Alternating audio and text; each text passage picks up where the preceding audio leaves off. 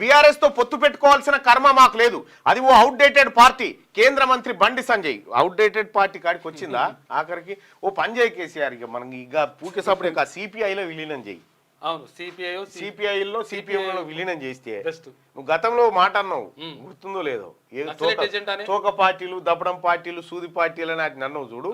ఇప్పుడు వాటికంటే దిగజారిపోయింది, దారుణానికి వచ్చింది. అసలు ఎవడు టిఆర్ఎస్ పార్టీ అనే మాట కనిపిస్తలేదు ఎక్కడ కూడా. అప్పుడు రోడ్ మీద పోతా ఉంటే బండి బానట్ మీద ఇట్లా గులాబీ కండువాలు పరుచుకొని పోతుండే, ఇట్లా ఒక్క కండువ కనిపిస్తుంది, ట్రాఫిక్ పోలీస్ ఒక్క కండువ కనిపిస్తోటి, ఇక కనిపించలేదు, ఏం లేదు. సప్పుడేక సిపిఐలా, సిపిఎం అంటే తమ్మినేని వీరభద్రం, ఆయన దానిలో ఉంటుందో ఎవరికి తెలియదు.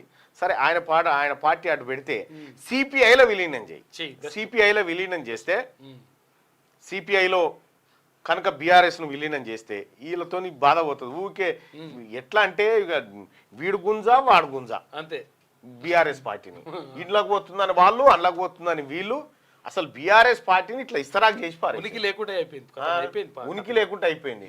ఇగో బీఆర్ఎస్ తో పొత్తు పెట్టుకోవాల్సిన కర్మ మాకు లేదంటే గంతంటరాంది అయిపోయిందా, గంత పనికి రాకుండా అయిపోయిందా అప్పుడే బీఆర్ఎస్ పార్టీ? అది ఓ అవుట్డేటెడ్ పార్టీ. కేంద్ర మంత్రి బండి సంజయ్ రాష్ట్రంలో కేసీఆర్ కేటీఆర్ పేరెత్తితే జనం రాళ్లతో కొట్టే పరిస్థితి ఉందట. వాస్తవమే మరి ఇది. ఆ పార్టీ ఎమ్మెల్యేల అవసరం కాంగ్రెస్ కే ఉందని వ్యాఖ్య. బీఆర్ఎస్ తో పొత్తు పెట్టుకోవాల్సిన కర్మ బీజేపీకి లేదని కేంద్ర మంత్రి బండి సంజయ్ అన్నారు. బీఆర్ఎస్ ఓ అవుట్డేటెడ్ పార్టీ అని, ఆ పార్టీ ఎమ్మెల్యేల అవసరం కాంగ్రెస్ కే ఉందని చెప్పారు. రాష్ట్రంలో కేసీఆర్ కేటీఆర్ పేరెత్తితేనే జనం రాళ్లతో కొట్టే పరిస్థితి ఉందని వ్యాఖ్యానించారు. విలీనం పొత్తులు గంగలో కలవనీయండని, వాటితో ప్రజలకేం సంబంధం అని ప్రశ్నించారు.